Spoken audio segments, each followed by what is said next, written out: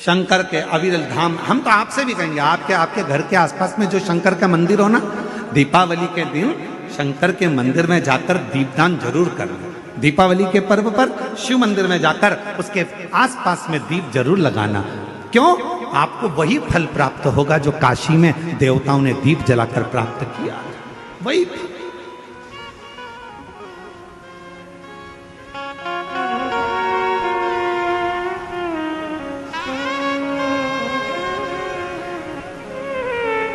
भगवान शंकर की अविरल भक्ति को धारण,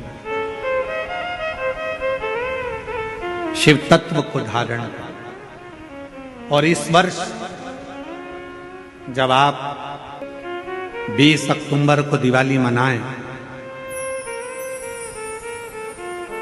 और 20 तारीख को जब आप दीपावली का पर्व मनाएंगे, हमारे यहाँ भी दीपावली कुबेरेश्वर धाम पर 20 तारीख की है, खजाना रहता है, ऐसा ही क्रम दीपावली पर्व का रहता है।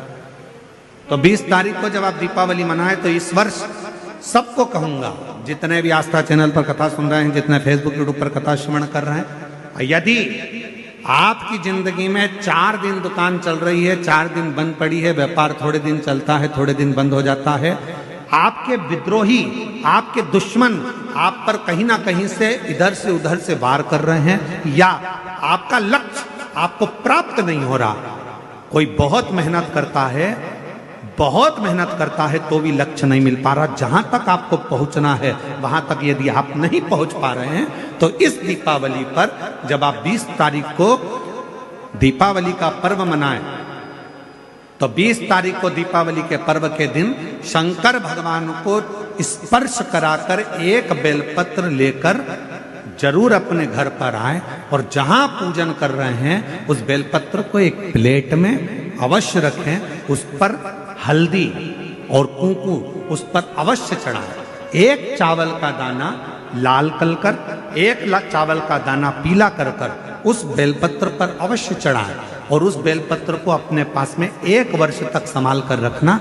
फिर अगले साल आप और हमें बताना कि उस बेलपत्र ने आपको मंजिल तक पहुंचाया कि नहीं पहुंचाया, आपको लक्ष्य प्रदान कराया कि नहीं।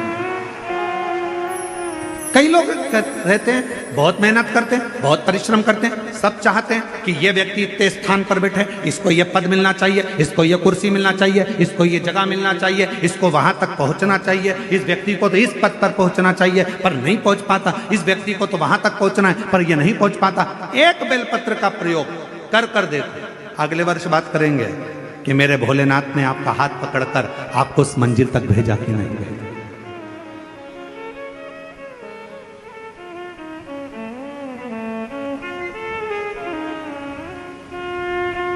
कई व्यापारी, कई किसान कह देते हैं, अरे गुरुजी हमारी फसल पिट गई, अब की बार हमारी जो पिक थी वो पूरी की पूरी पिट गई, हमारा पानी ने बेकार कर दिया, हमारा इसने बेकार कर दिया, हमारा उसने बेकार कर दिया।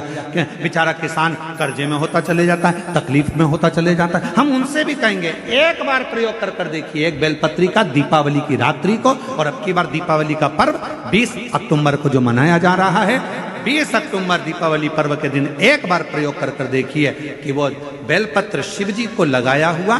क्यों?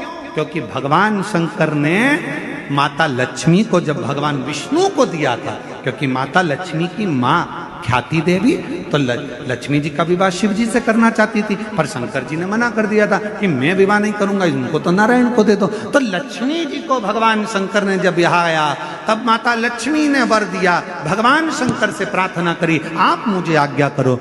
शंकर भगवान ने कहा, जिस दिन तुम पृथ्वी पर भ्रमण करने के लिए आओ और जिस स्थान पर बेलपत्र विराजमान हो उस स्थान पर तुम सदा विराजमान हो जाओ। वहां से फिर अविरल बोल बम का नारा है। इतना धीमा बोलोगे तो शिरडी वालों कल्याण तुम्हारा। अच्छे से बोलो जरा, बोल बम का नारा है। हर हर महादेव। शिव तत्व की प्राप्ति।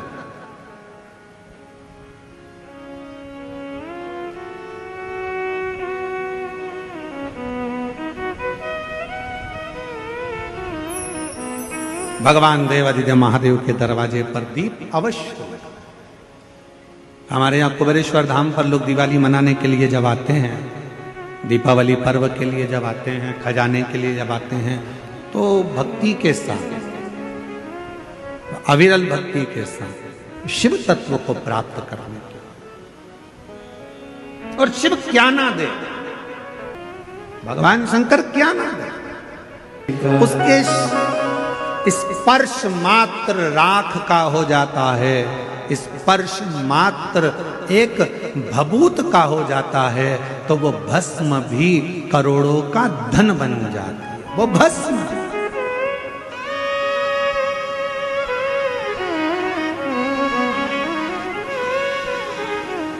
इसलिए शिव महापुराण की कथा कहती है, एक लोटा जल सारी समस्या का